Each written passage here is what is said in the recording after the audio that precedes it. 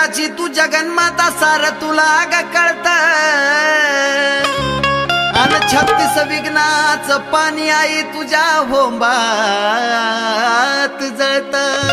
मग नदी नाल्याला पूर येतो ते जाऊन समुद्राला मिळत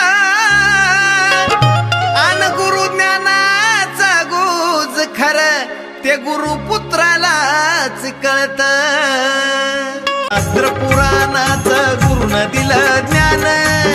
म्हणून जगी साऱ्या मिळतो मला मान नाव घेता तान भूक भागव